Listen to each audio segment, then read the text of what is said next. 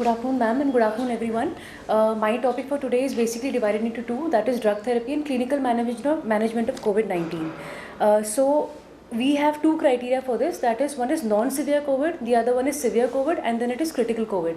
So critical COVID-19 is defined by the criteria of ARDS, simple, and sepsis or septic shock, and the other condition that would normally require the provision of life-sustaining therapies such as mechanical ventilation, either it can be invasive or non-invasive. And severe COVID-19 is that it is defined by an oxygen saturation of less than 90% at room air. There are signs of pneumonia present in the patient as well as at the chest x-ray, and there is signs of severe respiratory distress. In adults, it is by if the patient is using his accessory muscles of respiration, he is unable to complete one sentence, or the respiratory rate is more than 30. As for children, it is a very severe chest wall indwelling and the child is grunting, he is having central cyanosis or presence of any other general danger signs. Now, we go for the first therapy and the foremost therapy, that is corticosteroids. And as we can see in this WHO recommended criteria, which was updated on January 12th, 2022, it says that there is strong recommendation or class 1A recommendation for corticosteroids. So in corticosteroids, basically we have the suggested regime and the other one is the acceptable. In suggested, I always tell everyone, do not overgive the steroids. That means if you are giving dexamethasone, just give 6 milligram oral or intravenous, and we have to give daily for 7 to 10 days, whether the patient is admitted with us in the hospital or not. Then the acceptable other alternatives are, we give hydrocortisone. No, don't give 100 milligram IV TDS. We have to give 50 mg intravenous every 8 hours, and that we have to repeat for 7 to 10 days. Methylprednisolone 10 milligram intravenous every 6 hours for 7 to 10 days, and then oral prednisolone 40 milligram daily for 7 to 10 days. Now, the most important thing that we have to remember over here is that patients with non-severe COVID infection, WHO suggests no corticosteroids, and the same thing the CDC also does and the ICMR also does. This is what we have to remember. Then, what is the exception? The patient who is already taking corticosteroids, like a patient of COPD, in that case, we have to continue with systemic corticosteroids even if the patient comes with us with non-critical COVID. We do not have to tell him that, you have to give up on steroids. The patient will keep on taking his steroids. And the other thing is, if the clinical condition of the patient with non-severe COVID-19 worsens, that means you see day by day that his respiratory rate is increasing or his saturation is falling by 2% every day, then we have to start the patient on corticosteroids. And again, I'd say what we prefer is dexamethasone to give first. In pregnancy, antenatal corticosteroids therapy may be administered for pregnant women who are at the risk of preterm birth, that is from 24 to 34 weeks of gestation, and when there is no clinical evidence of maternal infection and adequate childbirth and newborn care are available, then only we can give corticosteroid to the patient. Then, very important thing, interleukin 6 receptor blockers, that is tocilizumab, which has been used a lot in the second wave, and sarilumab. They are monoclonal antibodies and they are approved for the use in rheumatoid arthritis and now in COVID-19 also. So we know that elevated IL-6 concentrations are associated with very severe outcomes in COVID-19, and which include respiratory failure, ARDS and death. And these IL-6 receptor blockers antagonize membrane-bound and soluble forms of IL-6 receptor, and they basically block the cytokine activation. So where are basically they are acting? They are acting in cytokine storm, which happens in the patient. So IL-6 receptor, how we suggest it, we give tocilizumab, we give 8 mg per kg body weight, and maximum we can go till 800 mg. We give intravenous, and the initial dose has to be given over 1 hour, and the second dose can be administered at 12 hours or at 48 hours. So then again, patients with COVID, with critical COVID-19, we recommend the treatment with IL-6 receptor blockers. That means the patient who are having severe and only severe and critical COVID-19, not with non-severe. This is what we have to remember. What are the individual consideration of tocilizumab? We have to remember that it is used in patients. Basically we have advised caution in use with patients with history of recurring or chronic infection. And the other thing is that all patients should be monitored with RFT, LFT and hemodynamic stability after giving tocilizumab. This is what we have to remember.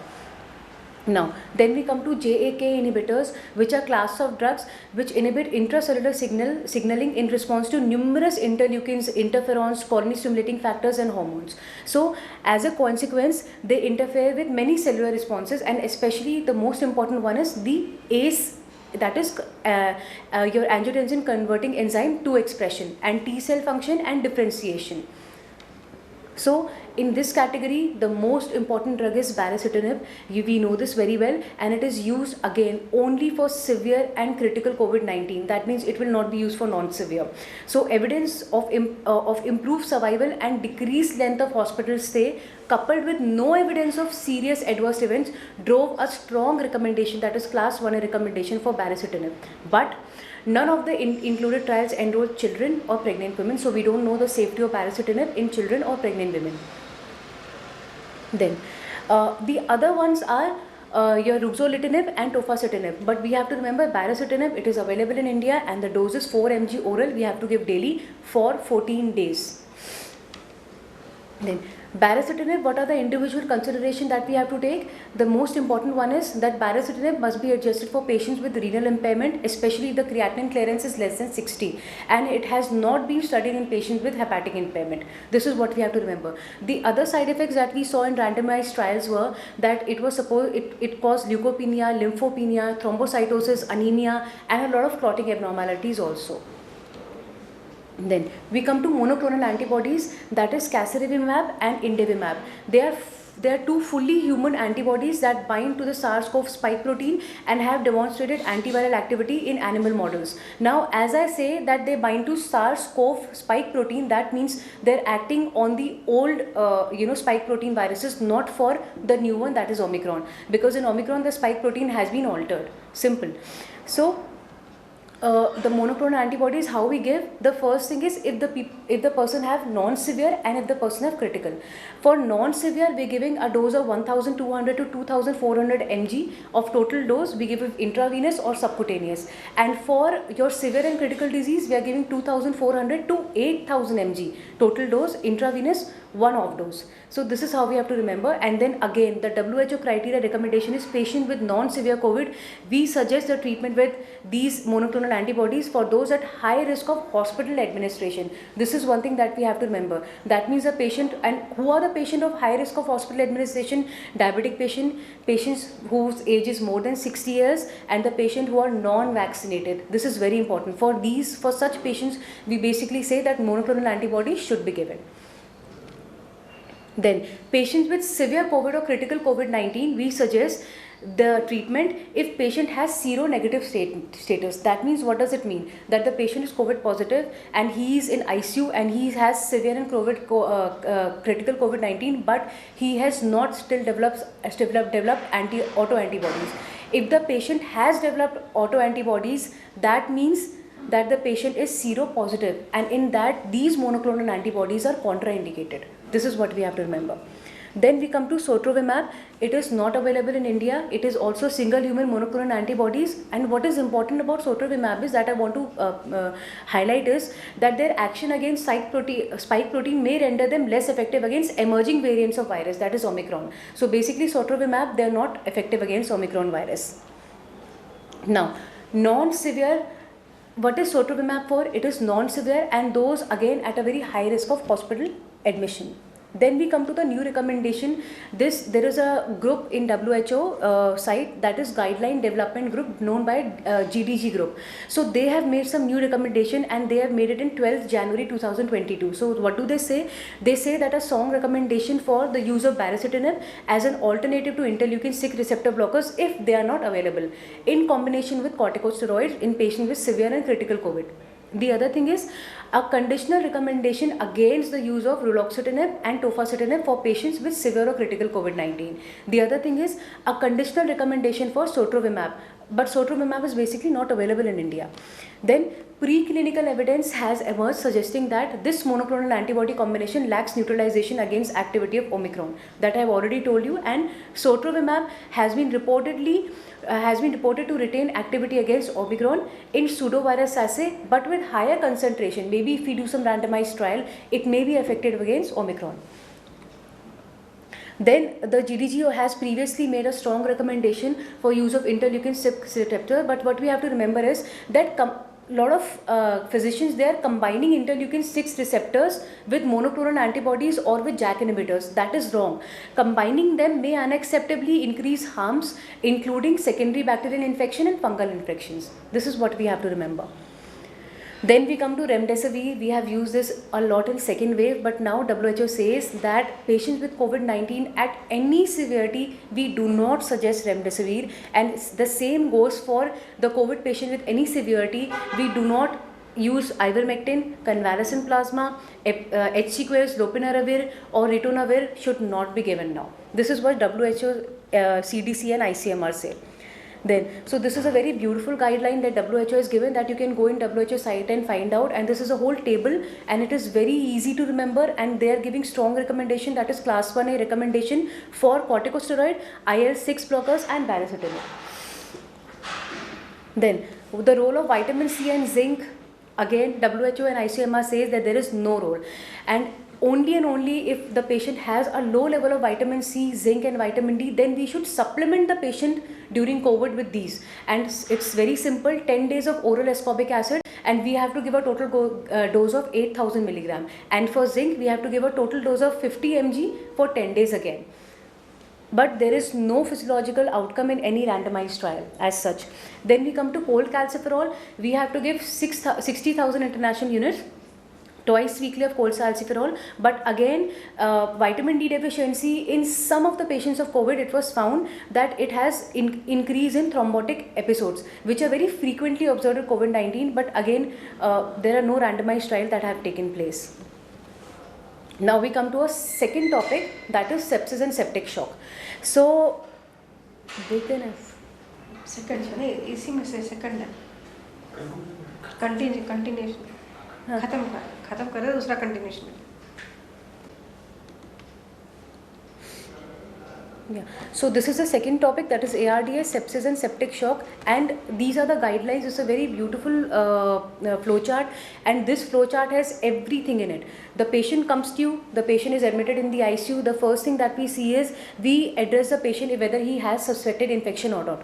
We take the blood culture sample, and the other thing that we do is we take the ABG of the patient and we monitor the lactate level of the patient 6 hourly. So if the lactate level is more than 2, then definitely the patient is in sepsis or septic shock. Or I can also see one thing, we can access the clinical severity of the patient. How do we do that? We do the tissue hypoperfusion test, which will manifest how, if the patient has a very low urine output or the patient has elevated lactate levels. So what do we do in such patient? We give a bolus fluid therapy to the patient, that is IV fluid 250 to 500 ml over 15 to 30 minutes. Then what we do, we again repeat the lactate level of the patient, we see the BP of the patient, we see the capillary filling time of the patient. What I would suggest in COVID patient is, if we have a COVID ICU, then we should always put a central catheter in the patient. But it is very helpful. And the other thing, if shock is still present, then what we do, we consider an arterial catheter for blood pressure. Simple as that. And then we find that there is arterial hypotension, then we again repeat the fluid. We again give fluids to the patient. We then start vasopressors, and the first drug of choice for vasopressors is norepinephrine. It is a first line of agent. And then we consider IV fluids and replacement, as if we have loss, if there is no urine output, then we keep on giving replacement to the patient. So this is a very important slide. And then ARDS, how do we have to, it is simple as for other sepsis and septic shock, and if it is for your COVID-19 viral infections, we have to give LPV, that is lung protective ventilation, which has 3 basically things. The first one is we deliver low tidal volume to the patient, that is 6 ml per kg body weight, achieving a low plateau pressure, that is less than 30 centimeter HO2, and then the other one is that use of moderate positive end expiratory pressure, that is PEEP to recruit lung. This is the thing that we have to remember. Now, I want to say precisely something over here about high flow nasal cannula. We can see in wards the patient who have severity also, a lot of patient will be in HFNC. Now, HFNC is only given to the patient who have worsening hypercapnia, yes, but they have a very normal mental status and they have hemodynamic instability. Then only we give the patient high flow nasal cannula, otherwise we don't give patient high flow nasal cannula. Now, a few points about ECMO, because it has been going out a lot in US and UK, but in India ECMO has not come. It is initiated in case of refractory hypoxemia that are unresponsible to conventional care. The other thing is VA ECMO and VV ECMO. The VA ECMO can support highly selective cases with clear evidence of refractory left ventricular dysfunction. But where this, no one teaches that where are the point where ECMO is not given. ECMO, if the patient has any coagulation dysfunction, then it can cause more coagulation dysfunction. So ECMO is contraindicated over there. And the most common ECMO related cerebrovascular combination is cerebral hemorrhage, which was found in more than 21% of the cases. And ECMO is not recommended for patients with severe liver failure. Simple. Then for the nursing staff, we have made a daily checklist, and this is recommended by WHO and ICMR, and even we are following it as doctors, because if you have so many COVID patients, it basically becomes very difficult to keep a check on every patient. So what is that? Whether the patient needs a sedation, whether we have given the gastric ulcer prophylaxis to a COVID-19 patient, are we practicing spontaneous breathing trials on the patient? What are the antibiotics that from the day one we have prescribed to the patient? Is the patient's head end elevated? If are we giving the patient early mobility, skin breakdown assessment, whether the patient needs Foley's catheter or not, what is the enteral nutrition to the patient, and if the patient needs central venous catheter, and whether the patient has received deep venous thrombosis prophylaxis. These are the points basically what we tend to forget. Then, so this is my last slide, and it is a very beautiful slide which shows a patient of COVID-19, and you can see what we have to do in COVID-19 patient if he is critically ill and if he is suffering from sepsis or septic shock or ARDS.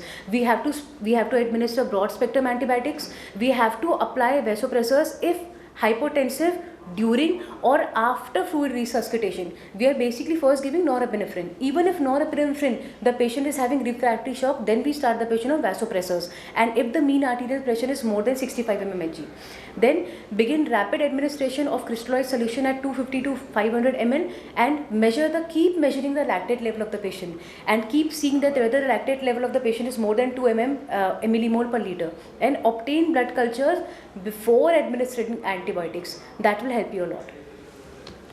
Thank you.